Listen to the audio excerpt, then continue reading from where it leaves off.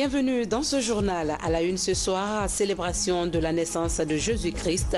Monseigneur Vincent Coulibaly invite les catholiques à renaître de nouveau avec leur Seigneur et de traduire cette renaissance par l'amour du prochain. À la une également, le bon samaritain aux côtés des enfants défavorisés. La Fondation Prosmi, en partenariat avec des femmes cadres, offre des vivres et des jouets à des orphelinats. C'est à l'occasion de la fête de Noël. Au panorama culturel, sortie officielle du 3e album de l'artiste Lévi Bobo sur le marché guinéen. Le défenseur des femmes dédicacera son opus le 29 décembre prochain. C'est tout pour les titres. Le développement dans un instant. Mesdames et messieurs, bonsoir et bienvenue dans ce journal à Conakry le 25 décembre 2017. Vous êtes les bienvenus dans ce journal d'information. Cette date du 25 décembre marque la commémoration de la naissance de Jésus-Christ. On note une forte mobilisation des fidèles à la cathédrale Sainte-Marie de Conakry. Ces fidèles ont prié dans la paix et dans la chaleur de l'amour miséricordieux de Jésus-Christ. Père Nathan Guino, Saint-Martin Fadela Dolo. Le jour de la Nativité, les chrétiens du monde sont dans l'enthousiasme de l'avènement de Jésus-Christ. Un moment de rencontre avec Dieu. À la cathédrale Sainte-Marie de Conakry, les fidèles catholiques se mobilisent. Ils accueillent cette grâce dans la joie. Pour eux, Jésus-Christ, né dans une mangeoire, est un modèle d'humilité et de paix. L'homélie du jour exhorte à l'amour et à la charité. En célébrant aujourd'hui Noël, nous célébrons la fête de la rencontre de Dieu avec l'homme et la fête de la rencontre de l'homme avec l'homme, son frère. En célébrant Noël aujourd'hui, nous accueillons par Jésus-Christ la grâce que Dieu nous donne pour apprendre à rejeter le péché et à vivre dans le monde en homme raisonnable, juste et religieux. Nous accueillons la grâce de Dieu qui nous transforme en un peuple ardent à faire le bien. Avec Jésus le Prince, les fidèles catholiques se disent déterminés à contribuer à la promotion des vertus civiques pour construire une Guinée unie et prospère. Noël, c'est le bonheur, c'est Dieu qui vient chez nous, avec nous, que Marie nous donne dans sa foi, dans sa générosité. À toute la Guinée, je ne souhaite que la paix. Avec la paix, la sérénité, on peut arriver. Cette fête nous rappelle la nécessité de faire de la charité et vraiment un impératif de sa vie. Et faire en sorte aussi que chacun participe au développement de la nation guinéenne et faire en sorte que notre pays soit un havre de paix, de quiétude et d'entente pour tous ses fils et toutes ses filles. Au cœur de cette célébration, la promotion des valeurs humaines. La ferveur de Noël, c'est aussi dans les églises de la banlieue. À la paroisse Saint-Kizito du kilomètre 36, la fête de la Nativité est un moment d'offrande à l'église. Les fidèles apportent des biens en nature devant l'autel, signe de reconnaissance à la grâce divine. Cet événement est arrivé, ça nous a trouvé en très bonne santé. Nous remercions Jésus, nous remercions Dieu, le Père du monde. J'ai prié pour ma famille, mes enfants, mon mari, toute ma famille et puis pour le pays, pour que la paix règne dans notre pays. Après les paroisses, les réjouissances se sont poursuivies en famille. Toute la soirée, l'on chante et danse à la gloire de l'Emmanuel, l'enfant Jésus. Parlons encore de la fête de la Nativité. Les fidèles chrétiens des églises et missions évangéliques de Guinée ont mis en lumière la fête de Noël, à l'instar de leurs coreligionnaires. Ce moment a été une occasion pour les fidèles de demander au Seigneur de les conduire sur le chemin de la justice et du pardon. Faisons le tour de quelques églises avec notre reporter Saha Marathon. Les fidèles chrétiens de l'église de la réconciliation et de guérison célèbrent la fête de Noël. La solennité marque la naissance du Seigneur Jésus-Christ. Dans toutes les églises et missions évangéliques de Guinée, cette célébration est placée cette année sous le signe de la justice de Dieu, du pardon et de la tolérance. Qui parle de Jésus-Christ, parle de justice et il parle de paix. Le thème central de notre message à l'occasion de cette fête, c'est la justice et la paix. Parce qu'une nation ne peut être élevée que lorsque la justice est de rigueur. Une nation ne peut aller de l'avant que lorsqu'il y a égalité de traitement entre les citoyens. Et nous voulons la paix. La paix est sacrée. Parce que sans la paix, on ne peut rien bâtir.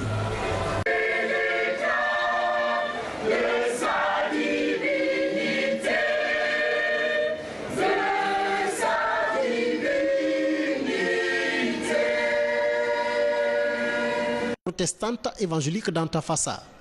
Ici, cette nativité est fêtée en plein air car le temple de Dieu n'a pas pu contenir les fidèles. Dans sa prédication, le pasteur principal exhorte les fidèles à être la lumière du monde à travers leur conduite. Le thème particulier, c'est la lumière qui jaillit dans les ténèbres qui sont le symbole du péché. Et donc cette lumière, en jaillissant dans les ténèbres, apporte la grâce, le salut, la paix au monde entier, la paix à toute l'humanité. À l'église protestante évangélique de Ratouma, la mobilisation est aussi forte en ce matin de Noël. Pour les croyants de cette église, la fête de la Nativité du Christ est un moment de pardon et de réconciliation non seulement avec Dieu, mais aussi avec toutes les communautés. Pour moi, Noël signifie une naissance spéciale pour une nouvelle relation et une relation spéciale entre l'homme et son Dieu. C'est l'occasion pour nous de nous retrouver, pour nous encourager, pour nous soutenir dans la prière et autour de la parole de Dieu. Au-delà du caractère festif, Noël est aussi un moment de joie et de partage pour les fidèles. Des visites d'amitié et de fraternité se poursuivront tout au long de la semaine.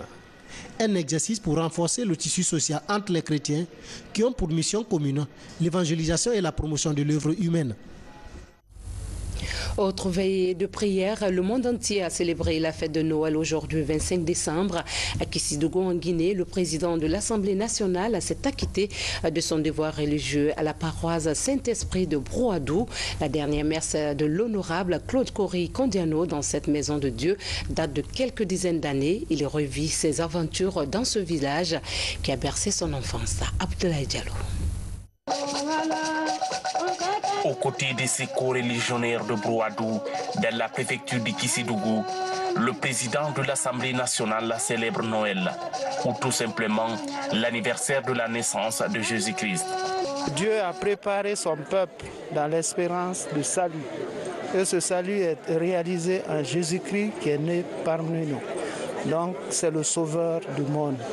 Et comme j'ai eu à le dire dans mon commentaire, Dieu a daigné envoyer un sauveur pour tous les peuples. Et ce sauveur, c'est Jésus-Christ.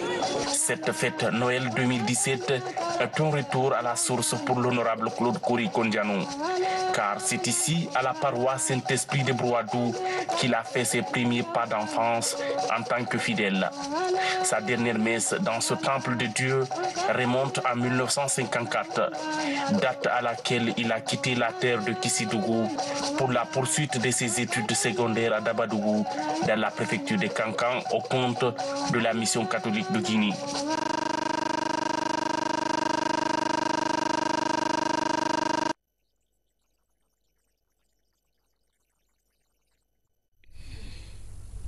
La Fondation Prosmi de la Première Dame de la République, en partenariat avec l'Association des femmes cadres, offre un Noël solidaire aux pensionnaires de la Cité de Solidarité et de l'Orphelinat Foyer de l'Espoir. La remise de ce don de vivres et de jouets permet aux enfants défavorisés de passer de bons moments de Noël avec un sourire d'espoir. Ali Badra Kondé.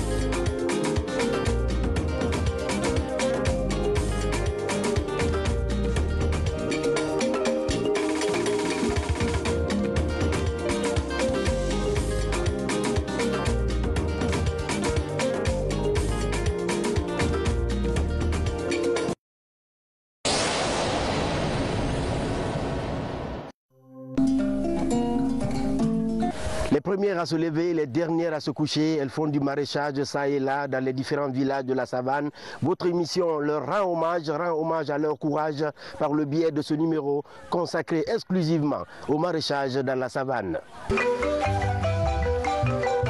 À 45 km de Kankan, le district de Baté Soila, un prestigieux exemple de success story du projet tripartite. Ici, par manque d'aménagement, malgré la proximité du fleuve Milo, le maraîchage était quasiment impossible. Aujourd'hui, 7 hectares sont aménagés. Sous le haut patronage de Monsieur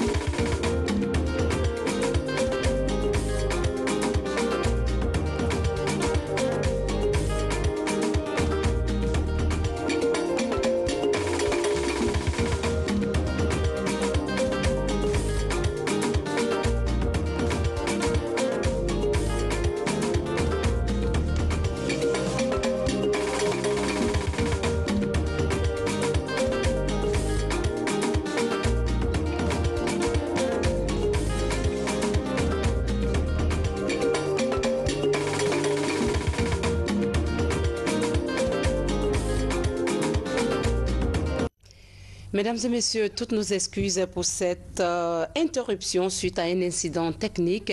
Poursuivons à présent cette édition. Autre veille de prière. Le monde entier a célébré la fête de Noël aujourd'hui, 25 décembre, à Késidougou, en Guinée. Le président de l'Assemblée nationale s'est acquitté de son devoir religieux à la paroisse Saint-Esprit de Broadou. La dernière messe de l'honorable Claude Kouri-Kondiano dans cette maison de Dieu date de quelques dizaines d'années. Il revit ses aventures dans ce village qui a bercé son enfance. Abdoulaye Diallo. Aux côtés de ces co-religionnaires de Broadou, dans la préfecture de Késidougou, le président de l'Assemblée nationale célèbre Noël, ou tout simplement l'anniversaire de la naissance de Jésus-Christ. Dieu a préparé son peuple dans l'espérance du salut. Et ce salut est réalisé en Jésus-Christ qui est né parmi nous. Donc c'est le sauveur du monde. Et comme j'ai eu à le dire dans mon commentaire, Dieu a daigné envoyer un sauveur pour tous les peuples. Et ce sauveur, c'est Jésus-Christ. Cette fête Noël 2017 est un retour à la source pour l'honorable Claude Kouri Kondianou. Car c'est ici, à la paroisse Saint-Esprit de Brouadou, qu'il a fait ses premiers pas d'enfance en tant que fidèle. Sa dernière messe dans ce temple de Dieu remonte à 1954, date à laquelle il a quitté la terre de Kissidougou pour la poursuite de ses études secondaires à Dabadougou, dans la préfecture de Kankan, au compte de la mission catholique de Guinée. À l'époque, c'était une très grande fête, ça l'est encore aujourd'hui, c'est vrai, mais la différence entre aujourd'hui et à cette époque-là, c'est que c'est un grand bûcher qu'on allumait ici, n'est-ce pas, dans cette grande cour, pour permettre, n'est-ce pas, aux fidèles chrétiens, après la prière, de fêter effectivement. Ça me rappelle des souvenirs tellement importants, des souvenirs d'enfance, des souvenirs, n'est-ce pas, de chrétiens, que ce soir, j'ai été comblé de joie en me retrouvant dans cet environnement dans lequel j'ai grandi, dans lequel j'ai tout fait. Et à cette occasion, je souhaite aux fidèles chrétiens de Brouadou, de Wodosa, de Kébali et de tous les compatriotes guinéens une bonne et heureuse fête de Noël. Noël est aussi l'occasion pour les fidèles chrétiens de Guinée de prier pour la paix, l'unité nationale et surtout pour la réussite des prochaines élections locales.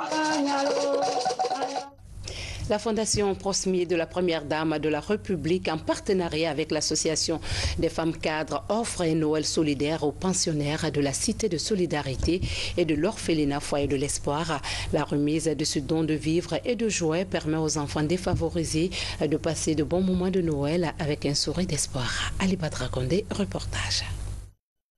C'est un don de vivres et de jouets destiné aux 729 pensionnaires de la Cité de Solidarité. Un geste des femmes cadres évoluant dans le secteur public et privé en collaboration avec la Première Dame de la République, marraine de l'association. Je disais donc, c'est le lieu de signaler que cette population qui est en croissance permanente, avec un nombre d'enfants aussi élevé, est exposée à une très grande vulnérabilité, car ne pratiquant aucun corps de métier et d'activité génératrice de revenus, leur permettant de mener une vie décente, encore mieux une prise alimentaire, sanitaire et éducationnelle des enfants. Cette initiative de ces dames cadres et Hadja Djene Kondé, Première Dame de la République, vise à donner la joie de vivre à ces personnes démunies en général et en particulier à celles porteuses de handicap. La rénovation de l'école sous lumière de Boulbiné est l'œuvre de la Première Dame. Elle nous a aidé également à appareiller certaines personnes, les enfants surtout, qui étaient handicapés, pour leur donner vraiment les moyens pour qu'ils puissent se déplacer. Aujourd'hui, nous sommes à la Cité de Solidarité et ils viennent offrir des vivres aux enfants des familles démunies. Après la Cité de Solidarité, nous voici au sein des installations de l'Orphelinat Foyer de l'Espoir. Là, ils sont nombreux, ces tout petits à avoir bénéficié de ces vivres. Les mots me manquent. Comme vous le savez, sous le coup de l'émotion, je ne ferai que dire merci à Madame la Première Dame, merci au professeur Alpha Condé, merci aux femmes cadres de Guinée. En tout cas, dans ce combat, nous allons continuer à assister les femmes et les enfants vulnérables. Je crois que c'est une des missions. Lorsqu'on a en bonne santé, il faut essayer de laisser quelque chose, léguer quelque chose à l'humanité. Je dirais que l'association des femmes cadres, c'est une structure qui a été créée par la Première Dame, comme je l'ai dit tantôt. Donc la Première Dame, aujourd'hui, elle est notre maman et notre marraine en même temps. Et nous savons que dans son programme d'action, la Première Dame, elle assiste beaucoup les femmes, les personnes vulnérables. Dans les jours à venir, la Première Dame de la République et le staff des femmes cadres entendent intensifier ces actes humanitaires à travers les orphelinats du pays. Et Noël, c'est aussi l'occasion d'offrir des cadeaux. Les femmes veuves de certains quartiers de Conakry se sont vues offrir des cadeaux au cours de l'émission spéciale Noël de la RTG Coloma. Ce geste vient aider certaines familles dont le revenu est considéré comme faible. Reportage Aboubakar Diaby. Pour la deuxième édition de l'émission spéciale Noël de la RTG Coloma, ces dons sont offerts aux femmes veuves de certains quartiers de Conakry, composés essentiellement de sacs de riz, d'habits et d'enveloppes symboliques. Ce geste est reçu par ces femmes avec beaucoup d'allégresse et d'émotion. Depuis 2008, mon mari est décédé. Elle a laissé 14 enfants pour moi. Il était commandant de la gendarmerie, Fourcaria. Mais c'est la première fois, cet cadeau-là, j'ai vu ça. Donc, vraiment, il ne faut pas pleurer. Donc, c'est ça, mon enfant. C'est sa première fille et elle a perdu ses deux sœurs qui ont laissé encore l'autre 5 enfants, l'autre 4 enfants. Elle-même, elle a 4. Donc elle n'a pas les moyens. Elle est sortie pour aller à Anta. De Anta, elle vend les gâteaux. La fille aussi vend les fées. Vous-même, vous avez trouvé les conditions de ces enfants. Tous les enfants là sont là. Si vous nous avez fait ce cadeau, nous allons vous dire merci. Merci, merci. Abigia RTZ ifna enu ali kansenga tamne kanugu puchenga kanugu sutranga kanugu renga kontofili kanugu ngerenga akip tesete ndano fangdurun tetono tesis ibuna dama mo kanu sete tese nu ko elect bagada ndafo tetaw fi gon yefiniti mo kanugu ya faw kanugu songo melege motot. Évoluant dans l'humanitaire depuis quelque temps, à travers l'émission spéciale Noël, ces initiateurs, avec l'appui de Conakry, capitale mondiale du livre, et Kamsar Petroleum, entendent au moins soulager les familles démunies à la veille de chaque fête de fin d'année. Une manière d'apporter le sourire dans les foyers des familles qui ont un revenu très faible. C'est beaucoup de familles en Guinée qui vivent difficilement. Donc c'est dans cet esprit que pour cette fête de Noël, nous sommes sortis pour montrer ces gens-là aussi, pour qu'on puisse penser à cette partie de la population. Quand il y a l'occasion de ces fêtes comme Noël, la naissance de Jésus-Christ, il faut venir vers ces familles complètement démunies et leur faire des cadeaux. Ça leur fera leur fête elles aussi. Cette action est à sa deuxième phase. La première a concerné certains enfants orphelins de la capitale. Merci à la RTG pour ce moment de joie et d'émotion. Un clin d'œil à l'intérieur du pays, précisément à Sigiri, où le député uninominal RPG Arc-en-Ciel a été chaleureusement accueilli par ses proches et les militants du parti au pouvoir. Cette mobilisation est de le soutenir dans son élan pour la défense des intérêts de sa circonscription. Plusieurs dossiers de développement de la ville aurifère ont fait l'objet de plaidoyer à l'hémicycle cette année. Habib Diam nous signe ce reportage.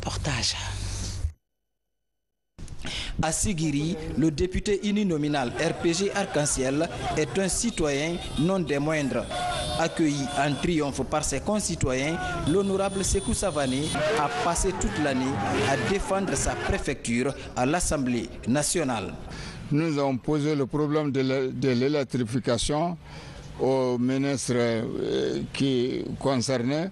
On a aussi posé le problème de l'addition d'eau. Nous avons demandé au ministre de l'Agriculture de tout faire pour qu'une ligne de crédit soit créée pour qu'on puisse acheter le coton pour encourager les paysans. On a parfaitement défendu notre population parce que c'est la population qui nous a désignés pour aller à l'Assemblée. Sur une dizaine de kilomètres entre Kenyebakura et la commune urbaine, les militants et sympathisants du RPG Arc-en-Ciel ont témoigné toute leur reconnaissance à leur mentor pour les actes accomplis et les plaidoyers en faveur du développement de Sigiri. Jusqu'à nos jours, il ne s'est jamais battu pour son intérêt individuel. Il se bat toujours pour l'intérêt collectif. Donc au nom de la jeunesse de Sigiri, nous ne pouvons que acclamer l'honorable Sékou Savané. Si tout le monde s'est mobilisé aujourd'hui pour recevoir l'honorable Sékou Savané, ça c'est un acte d'unité. Un acte qui prouve que toutes les dissensions qui existent à Syrie sont aujourd'hui terminées. Et que les imams qui ont béni la fidélité des comités de base, des sous-sections et des membres des sections, cette unité a vaincu, en jugé par les listes qui sont élaborées par le RPG Arc-en-Ciel pour les prochaines élections communales. Avec ce nouveau soutien, le RPG Arc-en-Ciel espère conforter ses assises à Sigiri. Dans cette ville, de plus en plus dominée par l'exploitation de l'or, les grands projets de développement constituent un véritable enjeu électoral. Quelle politique d'emploi, d'organisme et de plan de formation pour les collectivités locales en Guinée? Cette interrogation trouve sa réponse dans une étude réalisée par le ministère de la fonction publique grâce à l'appui d'un consultant international. Le document vient d'être validé à Conakry par les acteurs impliqués dans la mise en œuvre du projet. Mamadi Terna Kamisoko, reportage.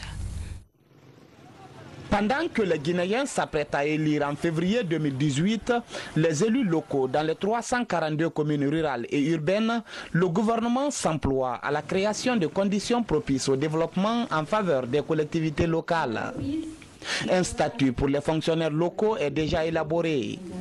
Aujourd'hui encore, il est question de valider l'étude sur 3 projets ambitieux qui pourraient garantir une indépendance économique dans les administrations décentralisées. Le premier point, c'est l'élaboration d'un répertoire de métiers. Des métiers au niveau des collectivités locales qui sont actuellement pratiqués ou qui sont susceptibles d'être pratiqués. Le deuxième point porte sur l'élaboration d'un organigramme type.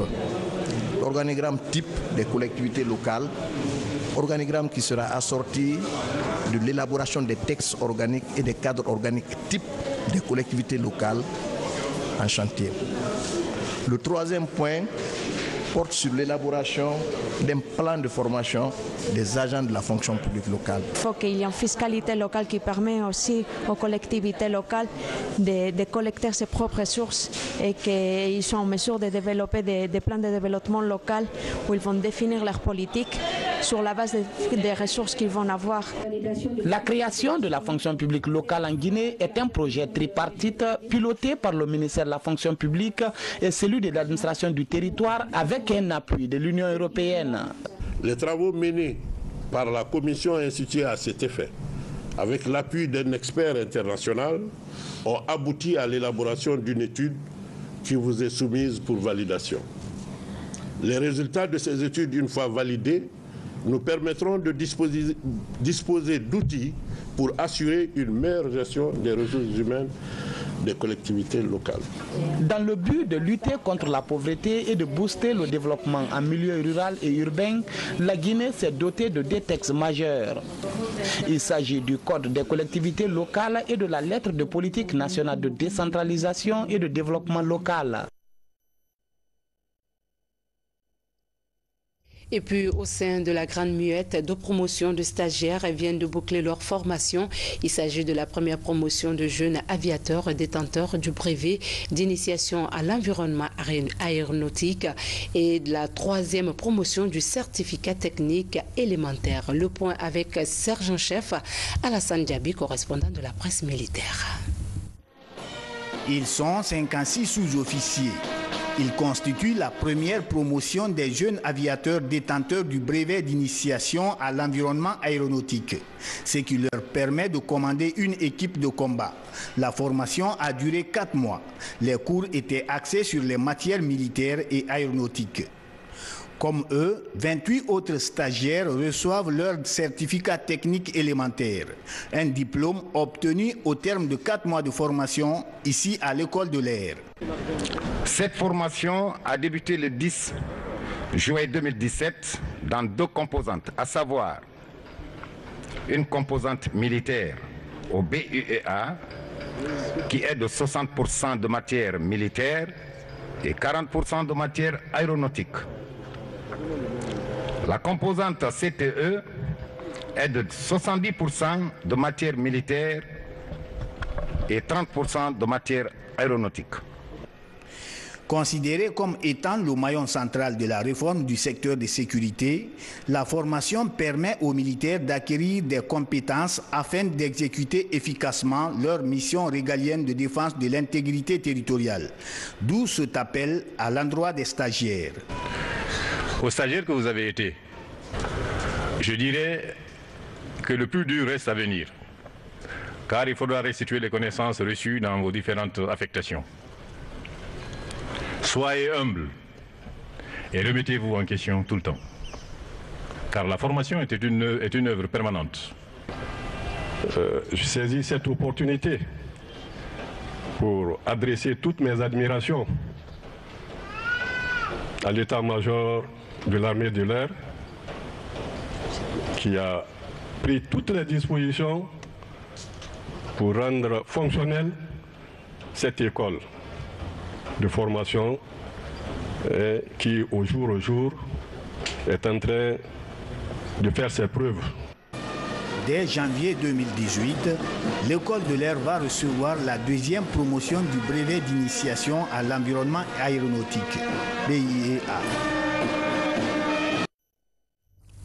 Direction Mamon, où s'est tenue l'atelier national de capitalisation des résultats des programmes d'assainissement pilotés par les communautés ATPC sur initiative du gouvernement. L'objectif de cette rencontre est de procéder à la présentation des résultats de l'ATPC, son impact sur la santé des populations, les faiblesses rencontrées dans la mise en œuvre du programme et de définir les grandes orientations du projet pour l'exercice 2018-2019. Mamadou Paté-Baldé. Le programme d'assainissement total piloté par la communauté fait du chemin en Guinée. Grâce à l'UNICEF, principal bailleur de fonds, l'ATPC a largement contribué à la préservation de la santé des femmes et des enfants à travers l'éradication de la défécation à l'air libre et l'adoption des bonnes pratiques d'hygiène par les communautés. À Mamou, le ministère de l'Environnement, des Eaux et Forêts a réuni l'ensemble des acteurs du pays. L'environnement est devenu un problème mondial qui préoccupe toute la planète parce qu'il n'a pas de frontières.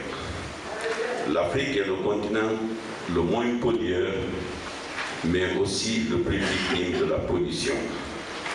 C'est à ce titre que je mesure à sa juste valeur l'importance que vous attachez au secteur et la nécessité de sa préservation.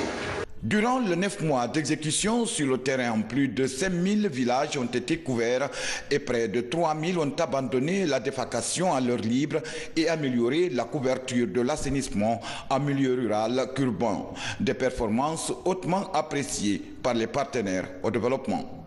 C'est pourquoi je profite de cette occasion solennelle pour faire un plaidoyer à 3 niveaux.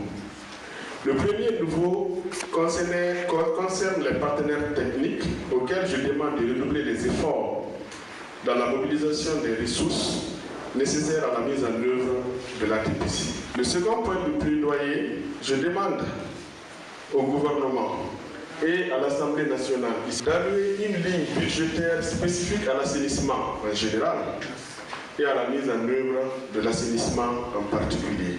Grâce au gouvernement guinéen qui a ratifié toutes les conventions relatives à la protection de l'environnement, l'ATPC s'est fait sentir sur le taux d'accès aux latrines amélioré avec 11% en 2013 à 32% en 2016.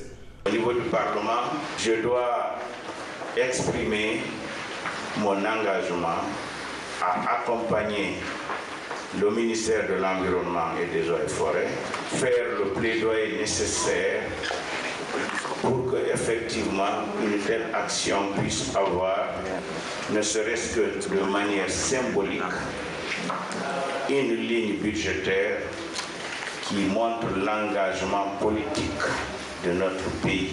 En 2018, les efforts seront orientés dans le cadre de la pérennisation des acquis, la formation et la mise en place des comités villageois d'assainissement.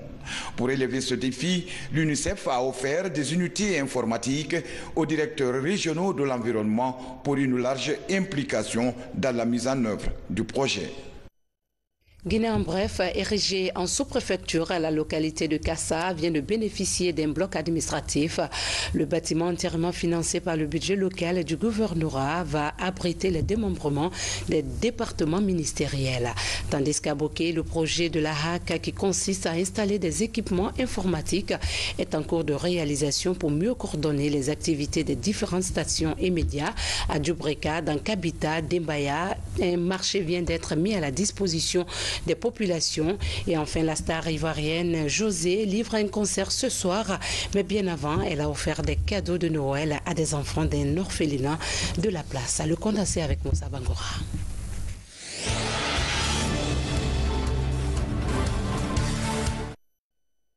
La sous-préfecture de Kassa a désormais son bloc administratif. L'infrastructure est réalisée par le gouvernorat de Conakry sur financement du budget local. Il est composé du bureau du sous-préfet, celui de son adjoint et des démembrements des départements ministériels. Depuis notre prise de fonction à la tête du gouvernement de la ville de Conakry, nous nous sommes rendus compte pour la première visite que nous avons effectuée ici qu'il n'y a pas une administration à Kassa. Voilà pourquoi, et il ne peut pas y avoir une administration si l'infrastructure administrative n'existe pas. Donc nous nous sommes préoccupés à mettre cette structure administrative en place. Et dès qu'elle a été mise en place, nous nous sommes dit qu'il faut automatiquement affecter le personnel à Kassa.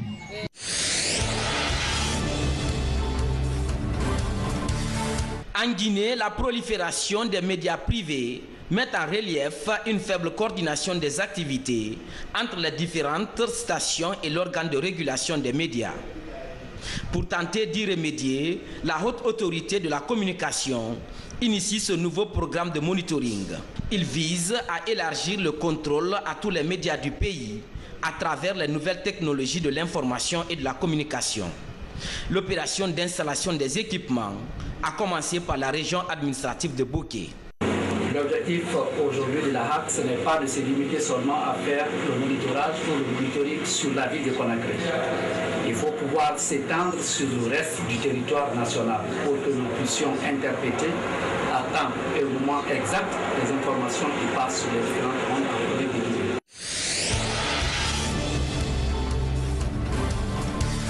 Inauguration du marché de Rabita Dembaya dans la préfecture de Djubreka. Un marché de 300 places initié entièrement par la communauté. L'occasion a été mise à profit pour faire la pose de la première pierre de la maison des jeunes de la localité. La construction de ces édifices s'inscrit dans le cadre du développement local de ce nouveau district.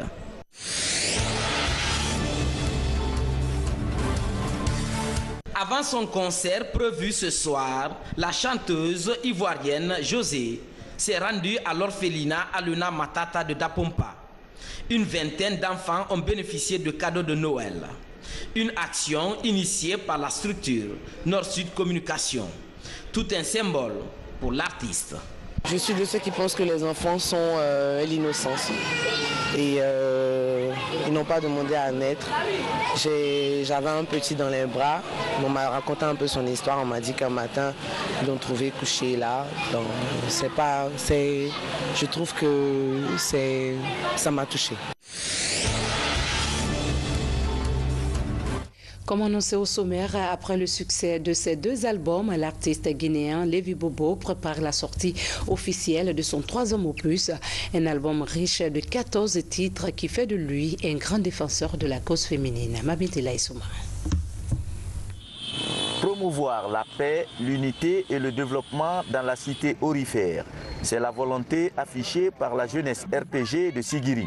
Elle bénéficie du soutien du général Toumani Sangaré, accueilli ici en fanfare pour la finale du tournoi de foot dont le trophée porte son nom. Après les éliminatoires entre 24 équipes au départ, la finale oppose l'équipe des mototaxis en jaune et celle des réparateurs de téléphones en vert. Tahirou Somparé, communément appelé Lévi Bobo, a d'abord été danseur à Matam, le quartier qu'il a vu naître. Très tôt, il est attiré par une carrière de chanteur. Le 23 septembre 2011, il sort son premier album, Bobo Nana, suivi de Balang Balang en février 2015. Aujourd'hui, pétri d'expérience, l'enfant de Matam prépare la sortie de son 3e opus. Je vois que tout le monde dit copains et leur mari, papa. C'est-à-dire quand tu aimes quelqu'un, tu l'appelles papa, papa chéri. Je me suis inspiré dans ça, ouais, parce que c'est un slogan qui est là, mais ce n'est pas tout le monde qui a vu ce slogan. Moi, je me suis inspiré de ça. Après, j'ai poussé le morceau papa. Pour émerveiller son public, les Vieux Bobos travaillent avec une équipe de jeunes qui maîtrisent les sons et les instruments. La structure Safiko Multimédia accompagne l'artiste dans sa démarche. Ensemble, ils peaufinent plusieurs surprises pour les mélomanes. La dédicace va bien se passer parce qu'on a une sono de 35 000 watts qui appartient à Safiko, des calendriers aussi de Lévi Bobo 2018. Tu achètes un ticket à 150 000, tu as droit à un t-shirt de qualité, un calendrier. Pour être encore plus proche de ses fans, en majorité les femmes, Lévi Bobo s'est rendu au cœur du marché Madina. Les commerçantes du marché du changement sont surprises par cette visite inopinée de leur star. Aujourd'hui, nous ne vendons pas parce que Lévi Bobo est venu nous voir. Tout le marché Avaria, du Niger à l'autoroute, le soutient. Le jour de la dédicace, la mobilisation sera totale. Nous aimons sa musique parce qu'il défend la cause des femmes. Je suis venu à l'Avaria juste pour leur donner le rendez-vous de la dédicace le 29 décembre au Palais du Peuple pour mobiliser les femmes de Avaria pour qu'ils sortent. On fait la dédicace ensemble, quoi. Tu vois, non? Parce que dans la vie, il ne faut pas être hautain, quoi. L'artiste, il faut être à la disposition de tout le monde. Il faut toujours aimer les femmes, il faut défendre les femmes. Lévi Bobo, c'est pour les femmes de Guinée. Ce vendredi 29 décembre 2017, l'avocat défenseur de la cause des femmes va écrire une nouvelle page de sa carrière musicale. À Sigiri, le développement, la paix et le renforcement de la cohésion sociale ont été les règles du tournoi corporatif doté du trophée général Toumani Sangaré. La finale s'est jouée le week-end dernier. C'est une initiative de la jeunesse du RPG de la localité. Abdul Karim Kamara. Promouvoir la paix, l'unité et le développement dans la cité aurifère. C'est la volonté affichée par la jeunesse RPG de Sigiri. Elle bénéficie du soutien du général Toumani Sangaré, accueilli ici en fanfare pour la finale du tournoi de foot dont le trophée porte son nom. Après les éliminatoires entre 24 équipes au départ, la finale oppose l'équipe des mototaxis en jaune et celle des réparateurs de téléphone en vert. La personne qui a pensé de faire des biens pour vous, le temps difficile, si vous faites une organisation pour la paix et la cohésion entre les jeunes, il est bon de le choisir, raison pour laquelle nous avons eu le courage d'envoyer l'invitation au général et à ses amis de venir participer à notre grand tournoi intercorporatif. Au terme des 90 minutes, le score est de 1 but partout. Les épreuves de tir au but ont permis de départager les deux équipes. Les réparateurs de téléphone l'emportent par 4 tirs contre 3. Vous avez su depuis quelques semaines, les jeunes de Sigiri se sont mis ensemble pour organiser ce tournoi. Que nous, personnellement, nous avons dédié au président de la République à cause de son sens de patriotisme. Alors les jeunes de Sigiri viennent de prouver avec satisfaction que Sigiri n'est pas toujours une zone de violence. Sigiri, c'est aussi une zone d'unité, de solidarité et de progrès, surtout à la veille de ces élections communales. Ce tournoi a commencé depuis le 17 septembre dernier. Pour pérenniser cet élan de cohésion sociale, de nombreux prix d'encouragement ont été décernés aux participants. La finale de la 3e édition du tournoi corporatif des médias guinéens organisé par la structure Wassoulou Agency Communication s'est jouée cet après-midi au stade de proximité de Nongon entre la RTG et la Voix de l'Afrique. Au temps réglementaire, les équipes se sont quittées sur le score nul. Comme le règlement le recommande, elles sont automatiquement parties aux séances des tirs au but. 11 tirs sur 11, aucune équipe n'a raté son tir. La commission d'organisation a arrêté la séance. La finale sera rejouée le mercredi. Page noire de cette édition, le coordinateur adjoint de la cellule de communication du gouvernement n'est plus. Mohamed Kamara a trouvé la mort dans un accident de la circulation sur la route Tanene-Bofa. À la levée du corps ce lundi à l'hôpital sino-guinéen de Kipé, le Premier ministre, entouré des membres du gouvernement, des parents et amis, ont rendu un dernier hommage aux défunts. Mamadi Terna Kamisoko. À la morgue de l'hôpital sino-guinéen ce lundi matin, l'émotion est forte. Le gouvernement à sa tête, le Premier ministre, chef du gouvernement Mamadi Youla, des journalistes, des médias publics et privés, parents et amis sont mobilisés pour rendre un hommage à Mohamed Kamara, journaliste jusque-là, coordinateur général adjoint de la cellule de communication du gouvernement. Notre confrère a trouvé la mort hier dimanche des suites d'un accident de la circulation à Kinsi, entre Tanene et Bofa. Le choc de sa subite disparition est ressenti au-delà de sa famille biologique. Pour ses collègues, ses amis que nous sommes, Mohamed était le symbole de l'ami sincère. Il était humble. L'amour, la sincérité dans ses relations. Il était l'ami que nous tous aimions souvent à taquiner sur les réseaux sociaux partout. Mohamed, ce que je retiens de lui, c'est la bonté, surtout. Un ami dévoué pour la cause des autres. Je suis perdu depuis hier soir. Je n'ai pas pu dormir parce que j'ai passé toute la nuit à penser à Mohamed, un jeune qui avait plein de projets soucieux pour sa famille. Il ne voulait que réussir dans cette vie, mais voilà que la mort en a décidé ainsi. Je ne peux que prier pour le repos de son âme et surtout être parmi ceux qui vont consoler sa famille, son épouse, son petit garçon qui n'a que 2 ans, qui va dans 5 ans, 6 ans grandir et demander où est mon papa. Dévoué au travail, disponible et respectueux, Mohamed Kamara a marqué les esprits. Le défunt a commencé sa carrière à Sabari FM avant d'intégrer la cellule de communication du gouvernement.